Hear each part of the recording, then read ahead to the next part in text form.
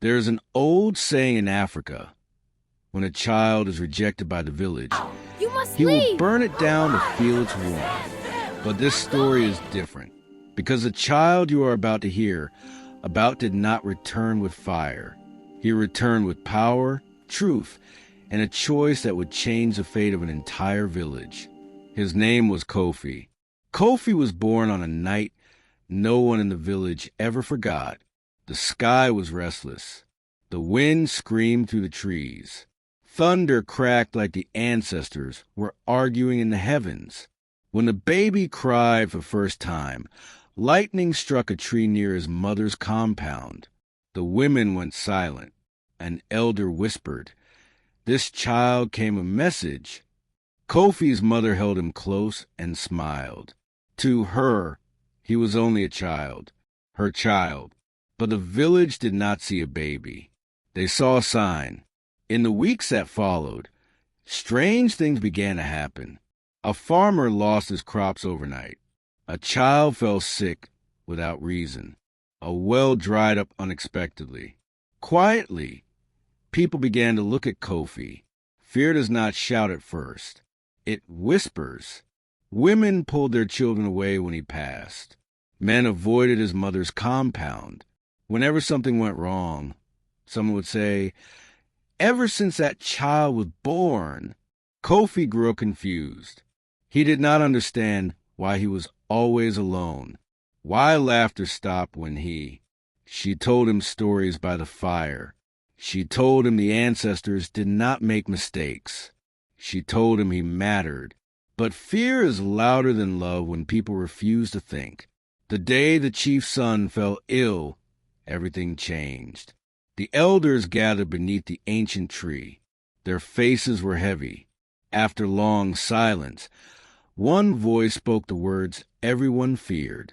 The child must go. Go now! There was You no must leave! proof, no ritual, no chance to defend himself. That night, Kofi was taken from his mother's arms. She screamed. She begged. She knelt on the ground. But the village had already decided. They led the boy to the forest at the edge of the land, a place no child was meant to enter alone. The chief spoke quietly. "If you survive, the spirits will have spoken."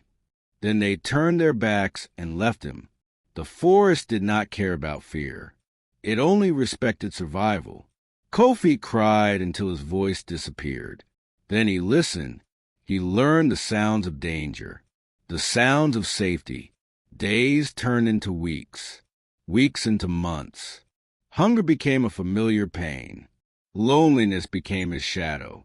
One evening, an old hunter found him, weak, dirty, but alive. Instead of fear, the hunter saw strength.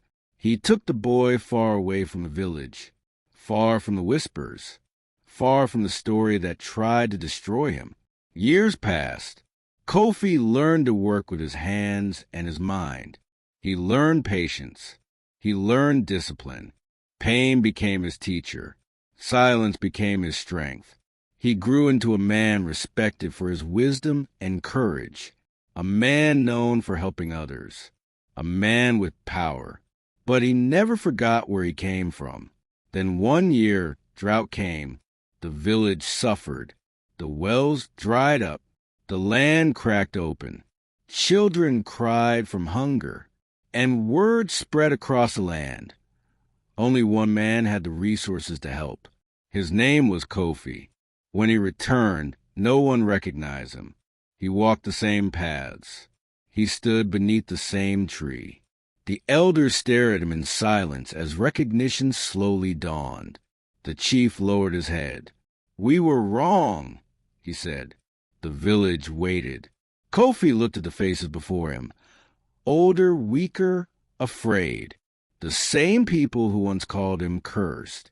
At last he spoke. "I will help you," he said. "But you must remember this. You did not almost destroy me. You destroyed yourselves.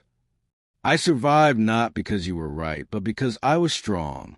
Kofi saved the village, but it was never the same. And his story was told for generations, not as a tale of curses, but as a warning, because fear blinds. And sometimes the child of village rejects is the future. It will one day beg to save it.